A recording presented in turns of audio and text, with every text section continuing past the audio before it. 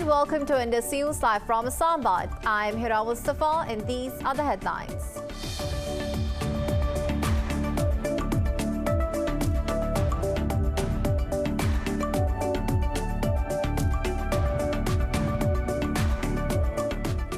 The United States says it is ready to remove sanctions on Iran to resume compliance with the 2015 nuclear deal.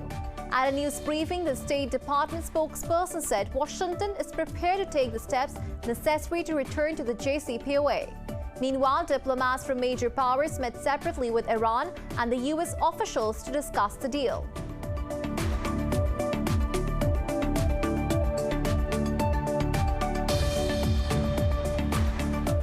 The UK has condemned the actions by Myanmar's military after its attaché barred the country's envoy to London from entering the embassy.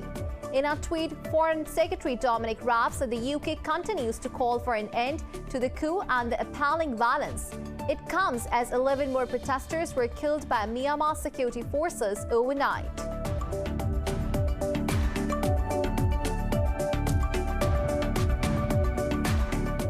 South Korea and the United States have formally signed a defense cost-sharing deal. Korea's Vice Foreign Minister Choi Jong-kook and U.S. Embassy's Charge d'Affaires Rob Rapson attended the signing ceremony in Seoul. The deal increases Seoul's contribution by 13.9% to the cost of hosting some 28,500 U.S. troops for 2021.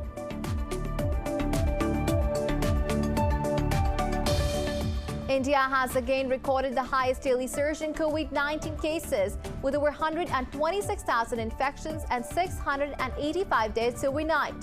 Pakistan has registered over 5,300 cases and 98 new deaths since yesterday, pushing its toll over 15,100. Globally, the virus has claimed over 2.88 million lives and infected over 132 million others. Well, these were the headlines. News in detail coming after the short break. Stay with us.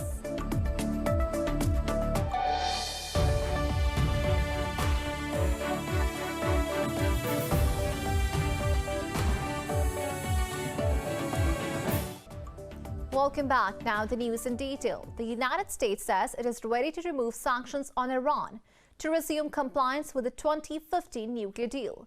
At a news briefing, a State Department spokesperson said Washington is prepared to take the steps necessary to return to the JCPOA. Ned Price said the removed sanctions will also include those inconsistent with the Joint Comprehensive Plan of Action. He added that talks will be difficult because of the indirect format, a history of mistrust, and complexity of the issues. Iran has not yet commented on this recent announcement by Washington. Meanwhile, diplomats from major powers met separately with Iran and the U.S. officials to discuss the deal. The U.S. has agreed to withdraw all remaining combat forces from Iraq. The two sides, however, did not specify a timeline for the withdrawal. Following a virtual strategic dialogue, the two countries issued a joint statement. A video conference was led by the U.S. Secretary of State Antony Blinken and Iraqi Foreign Minister Fawad Hussein. They agreed that the Iraqi forces are ready to take on more responsibility. The statement read that the focus of U.S. coalition forces in Iraq is now on training and advisory tasks. It said this reflects that continued efforts against ISIS are bearing fruit.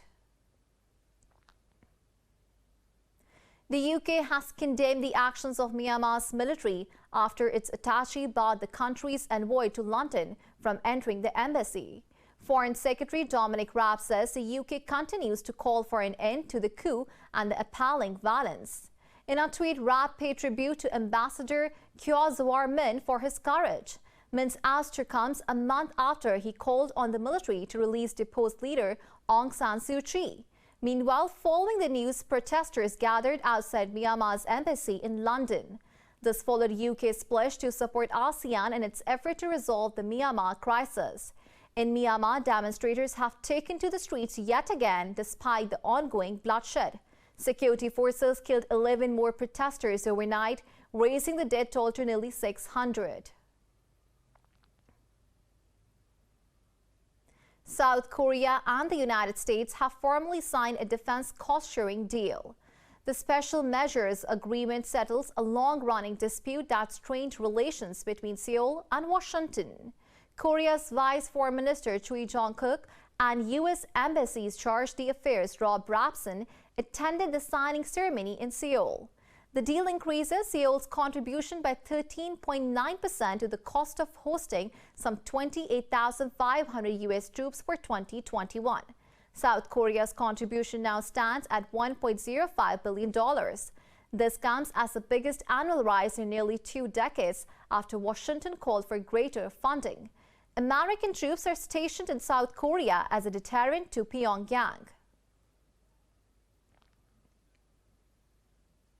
In Northern Ireland, dozens of people are injured as violent clashes among unionists, nationalists and police over post-Brexit rules continued for the 6th consecutive night. Police say protesters in a pro-British area of Belfast set vehicles on fire and attacked police with stones and hurled petrol bombs at them. This comes amid growing frustration over new trade barriers between Northern Ireland and the rest of the UK after Brexit. Nationalist Sinn Féin Party has blamed Unionist Party for stoking tensions with their opposition to the new trading arrangements. Northern Ireland's First Minister Arlene Foster and British Prime Minister Boris Johnson have condemned the violence. In a tweet, Johnson said the way to resolve differences is through dialogue, not violence or criminality. India has again recorded the highest daily surge in COVID-19 cases with 126,000 infections overnight. With 685 fatalities, the country also witnessed the second most daily deaths this year. Globally, the virus has claimed more than 2.8 million lives and infected over 132 million others. Details in the following report. The spread of dangerous new coronavirus variants and glitches in immunization has the world at sixes and sevens as it battles the pandemic. The U.S. Centers for Disease Control and Prevention say the UK-linked strain is now most common in the U.S. The Pan-American Health Organization has declared South America the most worrying region for COVID-19. Mexico and Brazil have decided not to limit the use of AstraZeneca's vaccine, even after Britain and the WHO recommended not using it for people under 30. Brazil has recorded more than 3,800 coronavirus deaths overnight, pushing the toll over 340,000. Despite the country running out of graveyards, Brazil's President Jair Bolsonaro has insisted on no national lockdown. We are not going to accept this policy of staying at home, of closing everything down. This virus will not go. This virus, like others, is here to stay and will remain for a lifetime. It is practically impossible to eradicate it. What are we going to do until then? In England, a study shows that the prevalence of infections dropped steeply in March. However, it is once again picking up pace. Meanwhile, in Brussels, the European Union's health ministers have failed to agree on common guidance on the use of Oxford jab. Belgium and Spain have limited the use of the vaccine to people above 55 and 60 after a report on blood clots. Based on the available information as of today, and as a precautionary principle, it is recommended to use AstraZeneca's vaccine in people aged 60 years and older. I proposed it to the interterritorial meeting and it has been approved by a large majority. So the vaccination strategy will now pivot in relation to the AstraZeneca vaccine, which will be inoculated in people over 60 years of age. New Zealand has suspended entry for all travelers from India, following a high number of positive cases arriving from the South Asian country. In Pakistan, 98 people have died from COVID-19 in the past 24 hours, pushing the country's death toll to 15,124. The health ministry reported over 5,300 new infections overnight. Currently, the number of confirmed cases has topped 705,000, with over 623,000 recoveries. Pakistan's positivity ratio stands at 10.69%. Nearly 50,000 tests were conducted in the past 24 hours across the country. Yemen coalition says it has destroyed an explosive Laden drone launched by Houdi rebels. In a statement, the coalition said the drone was aimed at the Saudi city of Khamis Mushat. The coalition said attempts by Houthis to target civilian populated areas constituted war crimes. It said coalition forces are taking operational measures to protect civilians in line with the international humanitarian law. Hostilities between Houthis and the Arab-led coalition have increased recently. This is the second such assault by the rebels in less than 24 hours.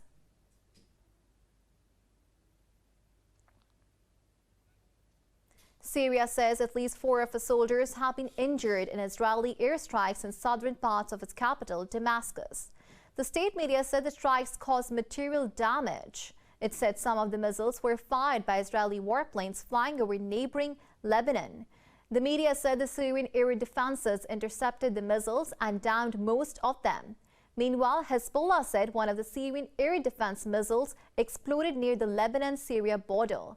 Israel's airstrikes in Syria have increased in recent weeks on alleged Iranian targets. President Joe Biden has affirmed U.S. support for a two-state solution to the Israeli-Palestinian conflict. The White House says Biden made these remarks in a phone call to Jordan's King Abdullah bin al-Hussein. In a statement, the White House said the two leaders discussed the strong bilateral ties between the U.S. and Jordan. It said both agreed to strengthen cooperation on multiple political, economic, and security issues. It added Biden also underscored the importance of King Abdullah's leadership to the U.S. and the region. Meanwhile, the King's office said Biden expressed full solidarity with Jordan and its efforts to safeguard stability. The U.S. has handed over the first F-35 fighter jets to Denmark in a ceremony at Lockheed Martin's factory in Texas. 27 warplanes will replace Denmark Air Force aging F-16 fighter aircraft. Denmark's Defense Minister Trine Bramsen termed the addition a great milestone and a new era of the Danish military. Defense General Chief Flemming Lentfer said the high-tech jets meet the requirements for future's complicated battlefield. The aircraft will now be flown to Luke Base in the U.S., where Danish pilots will be trained. The first F-35 fighter jets will arrive in Denmark in 2023. Egyptian President Abdel Fattah el-Sisi has warned of the risk of conflict over Ethiopia's giant Nile Dam on the Blue Nile. El-Sisi's remarks came after talks involving Egypt, Ethiopia, and Sudan to end Nile Dam dispute collapsed. In televised remarks, el-Sisi said all options are open to Egypt to deal with the crisis if Nile water supply is disrupted. He noted that Egypt continues to coordinate with Sudan and the world. The Egyptian president said Cairo will not allow the development of African countries at the cost of its own water rights. Earlier, Sudan also said the issue of Renaissance Dam affects its national security and has regional repercussions. Another round of talks to resolve Somalia's election deadlock has ended without a deal in Mogadishu. Somali Information Minister Usman Dube blamed leaders of Puntland and Jubaland regional governments for the failure. In a press conference, Dube said President Mohamed Farmajo agreed to engage in the Leadership Consultative Summit, but he said these regional leaders are not willing to hold polls based on the September and the February agreements. However, the opposition blamed the government for stalemate, saying it is creating frustration to extend its mandate. The latest round of talks was organized by the international community after Somali leaders failed to reach a consensus. In the U.S., prosecution witnesses continue to follow the actions of a former police officer, Derek Chauvin, in the fatal arrest of George Floyd. At the trial, an expert testified that no force should have been used after Floyd was handcuffed. Los Angeles Police Sergeant Jody Stigger said Chauvin disregarded his training when he kneeled on Floyd's neck. Talking to jurors, Stigger said a police officer's use of force has to be proportional during a fluid situation. Stigger testified Chauvin's act constituted deadly force as Floyd was not actively resisting. Because at the time of the restraint period, Mr. Floyd was not resisting. He was in the prone position. He was handcuffed. He was not attempting to evade. He was not attempting to resist, and the pressure that was being caused by the body weight could cause positional asphyxia, which could cause death. The 19-year police veteran Chauvin has pleaded not guilty to murder and manslaughter charges. And now moving on, members of NATO have reaffirmed what they called their unwavering support for Ukraine's sovereignty. The US, Canada, Lithuania, Poland and the UK held a virtual meeting over Ukraine's security assistance. The US Defense Department said the participants discussed concerns about the increase in Russian military activity in the region. In a statement, it said Russia's destabilizing actions undermine the de-escalation intentions achieved through 2020 agreement. It said the leaders are committed to providing training and support to build the capacity of Ukraine's forces. The department added the participants also reiterated their commitment to progress toward NATO interoperability. And now it's time to take a short break. Stay with us.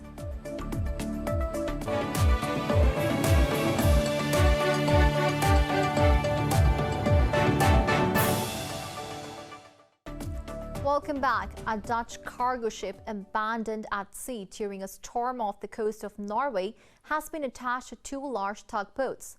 Local officials say the ship is no longer at risk of running aground.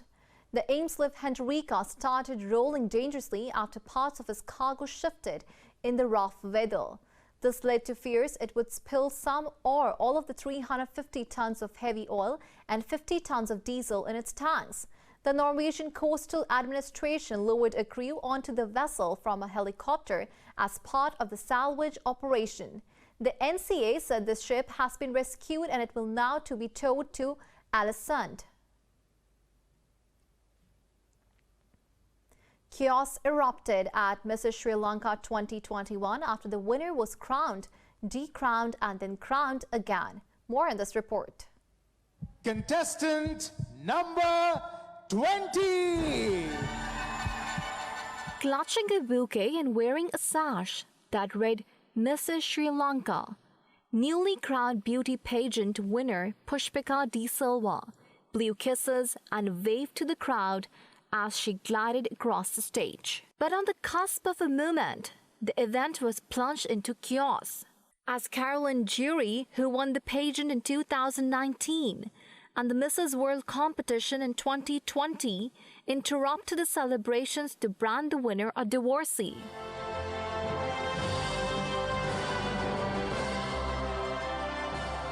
De Silva, who needed hospital treatment after the incident at Sunday's gala, was named Mrs. Sri Lanka again at a smaller ceremony. At a news conference, she said she planned to launch legal action against her alleged attacker. In U.S. state of California, families are enjoying a new walk-through candy-themed experience called Sugar Rush. The park in Los Angeles features giant lollipops, cupcakes, and other items of candy. Details in this report. Californians have been provided with a vibrant outdoor delight after months of restrictions due to the pandemic. The park, created with 350 gallons of paint on a 50,000 square foot parking lot, was meant to be a drive-through experience. But as lockdown curbs eased, plans changed to allow visitors to linger up close with its oversized unicorns, giraffes, and kangaroos.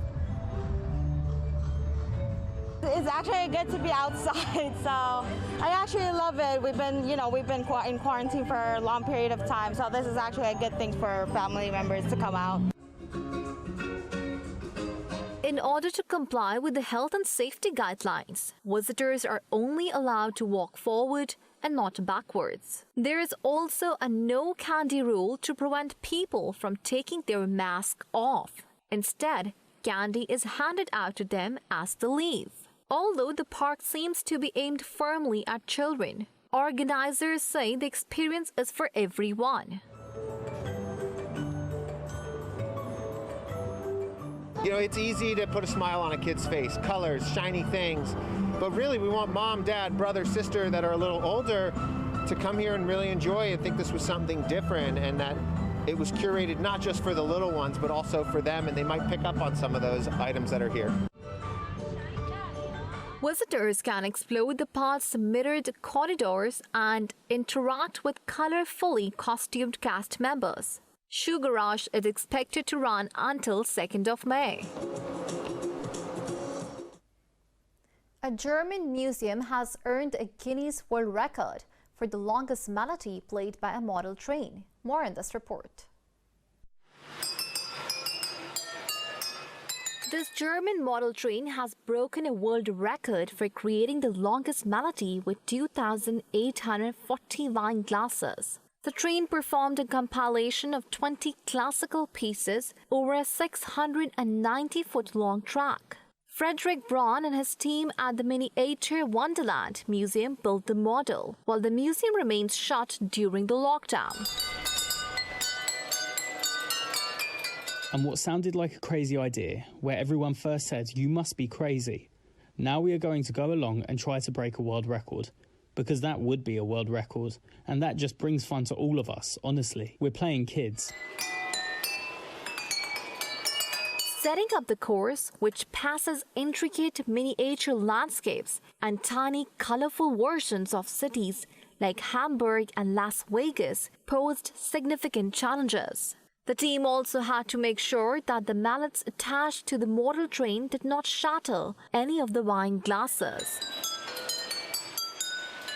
It's not all perfect, but just try to play Verdi with wine glasses, or even worse, the Bolero, if you only have 2 octaves at your disposal. And that's why I say this world record is a mega world record.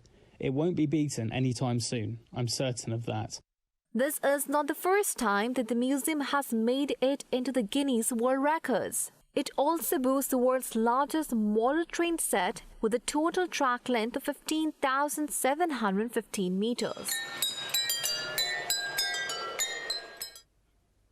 A 9-year-old kickboxer, currently the main breadwinner of his family, hopes to make his family rich after becoming a professional fighter.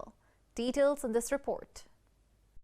Tata is eager to get back in the ring after coronavirus curse brought his fight season to a halt. He is 9 years old and the money he has earned from fighting is vital income for his family. Tata's last fight helped his mother pay off her debts, who sells roadside snacks. When COVID-19 hit the first time, it was bad for our family.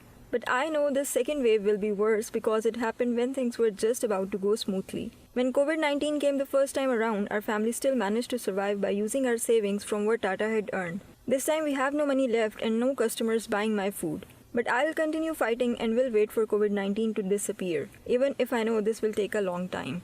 Child fights in Thailand take place at tournaments, festivals and temple fairs and can be as popular as that of adults. But some medical experts are calling for a ban on minors boxing. They say it could cause stunted growth, long-term neurological problems, brain damage and disability. การชกมวยมันจะมีการกระทบกระเทือนสมองในผู้ใหญ่เนี่ย Boxing causes brain injuries, as we can see clearly from old boxers. Boxers are at risk of memory loss, losing the ability to control their muscles, Parkinson's disease and myasthenia gravis. The level of symptoms depends on how much damage has been done. Some people might say it isn't 100% guarantee, but based on studies, the percentage of risk is very high and it will lead to disabilities. As per Thailand's Professional Boxing Association, there are estimated 300,000 boxers in the country under 15. Some Thai lawmakers have sought to ban boxing under the age of 12, but a draft bill failed to reach Parliament and would likely have faced resistance due to its popularity and revenue.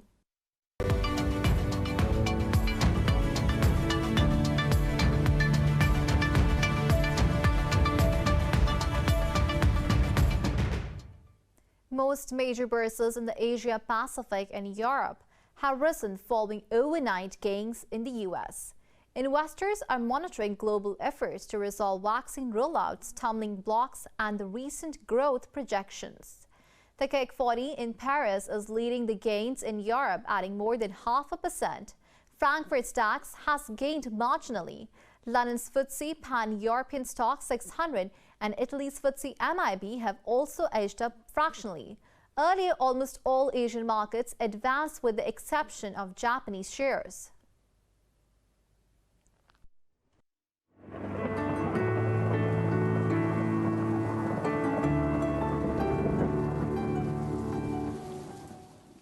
Now it's time to have a look at the weather update across the globe.